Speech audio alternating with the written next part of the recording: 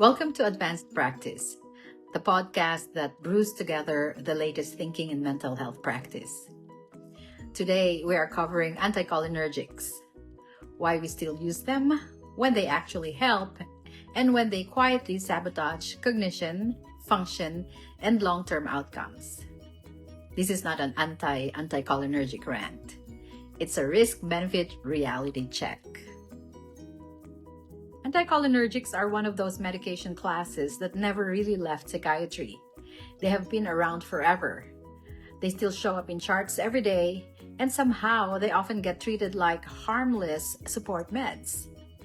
But here's the uncomfortable truth. Anticholinergics are both clinically useful and quietly destructive.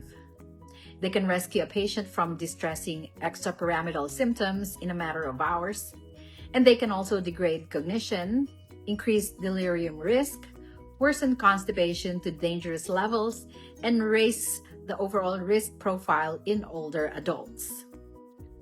So today, we're doing a full spectrum, no-nonsense review of anticholinergics in psychiatry. Why we use them, when they genuinely help, when they are a liability, and how to minimize harm without abandoning practical symptom control. Let's start with the pharmacology, because understanding the mechanism clarifies why these drugs work and why they backfire. Anticholinergic medications block acetylcholine at muscarinic receptors. Remember, acetylcholine is a key neurotransmitter for memory, attention, arousal regulation, salivation, gut motility, bladder contraction, and a big chunk of parasympathetic rest and digest functions. So when we block it, we get predictable effects like dry mouth, blurred vision, constipation, urinary retention, and tachycardia. And in the central nervous system, we also get cognitive dulling, impaired attention, and sometimes frank delirium. In psychiatry, anticholinergics are most famously used for extrapyramidal symptoms, or EPS, caused by antipsychotics, especially the high-potency typical agents like haloperidol and fluphenazine. Here's the core concept. Dopamine and acetylcholine interact in the basal ganglia. When dopamine signaling is reduced, like when antipsychotic blocks D2 receptors, acetylcholine becomes relatively overactive. That imbalance contributes to Parkinsonian symptoms like rigidity, tremor, and bradykinesia. Anticholinergics help by restoring balance, essentially lowering acetylcholine tone in that pathway so the motor system can function more normally. So yes, mechanistically it makes sense. And clinically, in the right setting, it can be a strong move. In practical psychiatric prescribing, the most common anticholinergics we see are benztropine and trihexyphenidyl. Benztropine tends to be the go-to. Trihexyphenidyl shows up more in older prescribing habits or very specific situations. And then we have scopolamine, often as a patch, comes up for motion sickness, but it also has interesting off-label history in mood disorders, where small trials have suggested rapid antidepressant effects. Now, I'm going to pause here and challenge one of the most common assumptions clinicians make. A lot of us were trained, explicitly or implicitly, that anticholinergics are just for EPS, like they're neutral, like they are a temporary accessory with minimal systemic impact.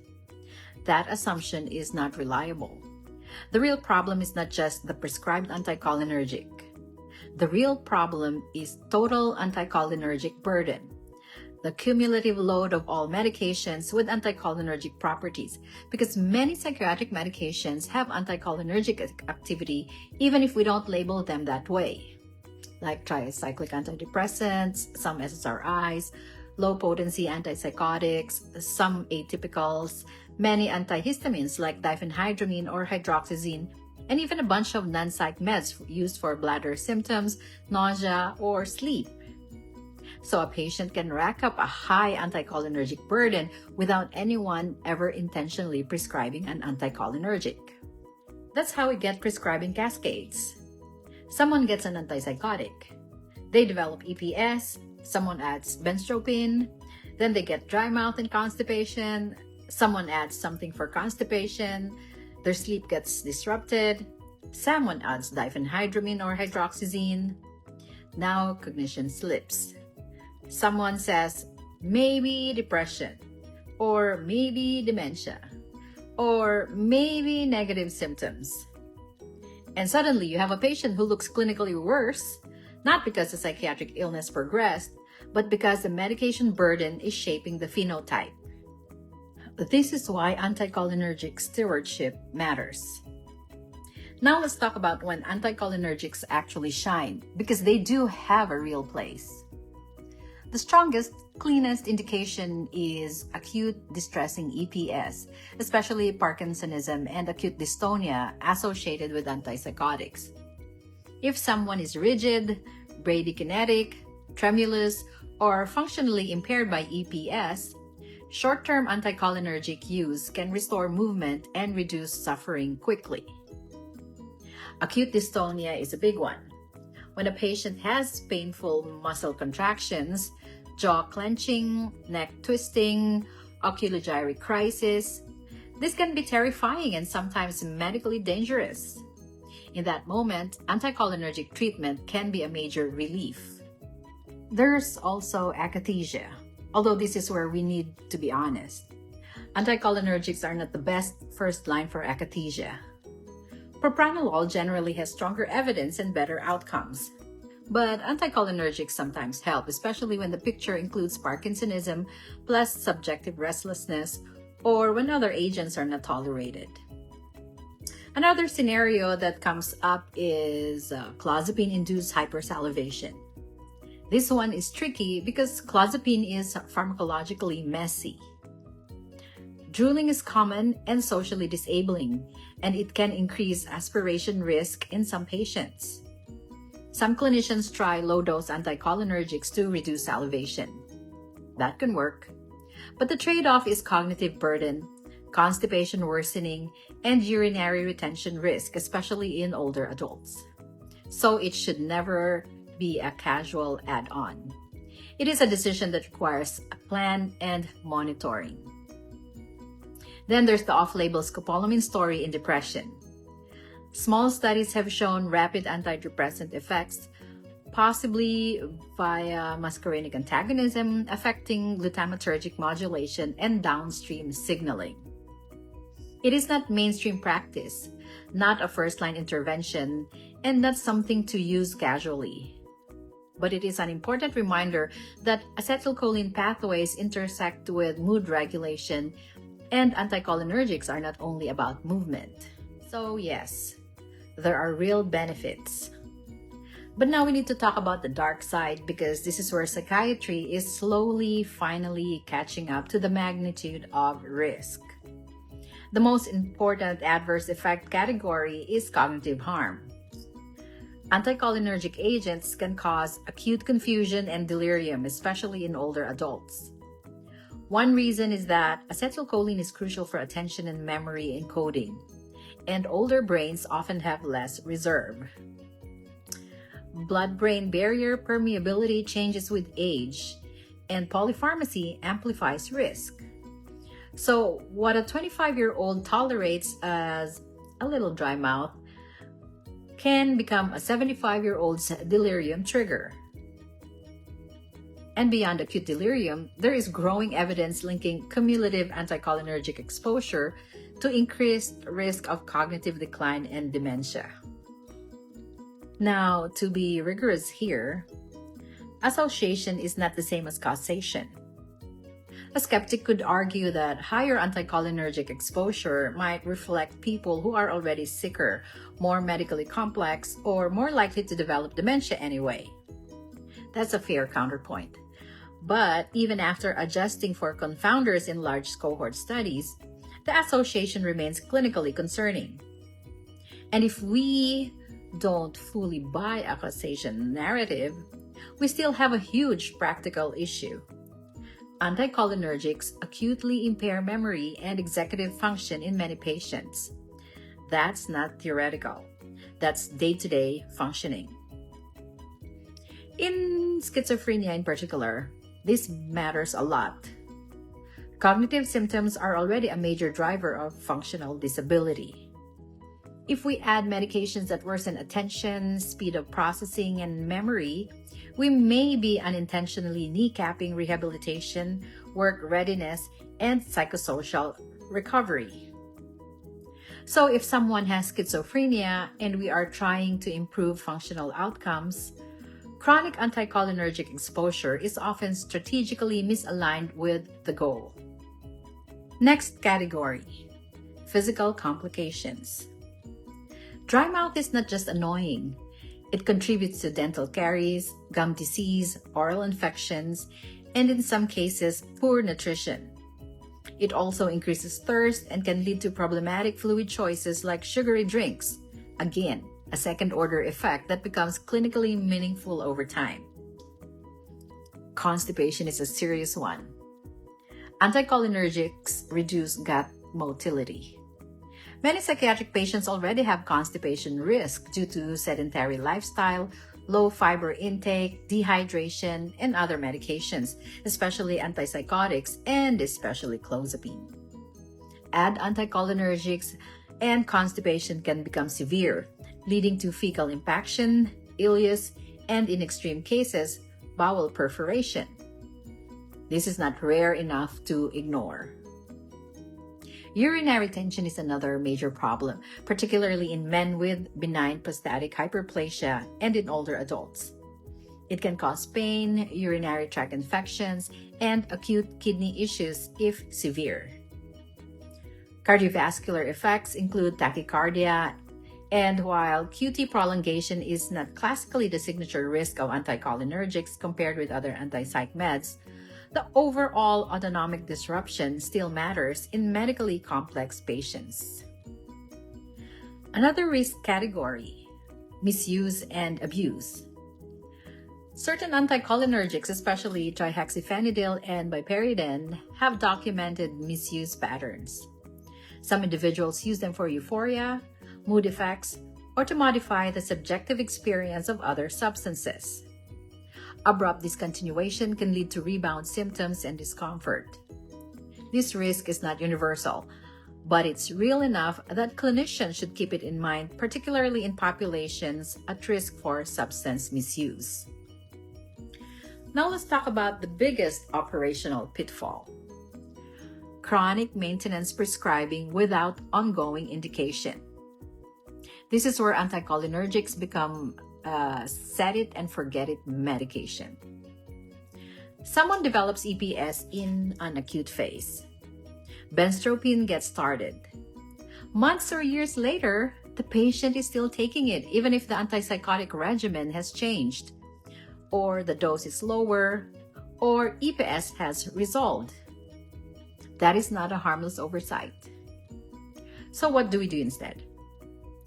Let's move into practical strategies for minimizing harm while keeping clinical control.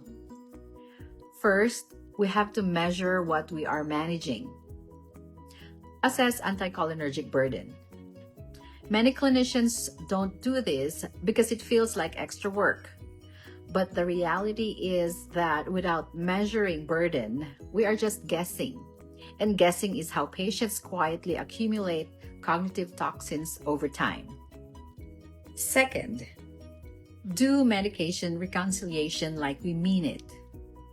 Ask specifically about over-the-counter sleep medications, allergy medications, and PM formulations. Diphenhydramine is a repeat offender. It is everywhere. Patients don't even think of it as a medication worth mentioning. If we don't ask, we won't find it. And it's often the straw that breaks the cognitive camel's back. Third, prefer non-anticholinergic alternatives whenever possible.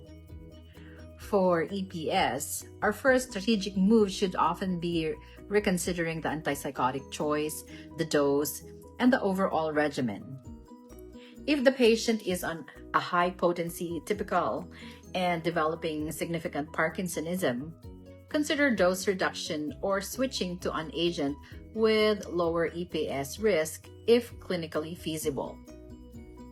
For akathisia, Propranolol often outperforms anticholinergics.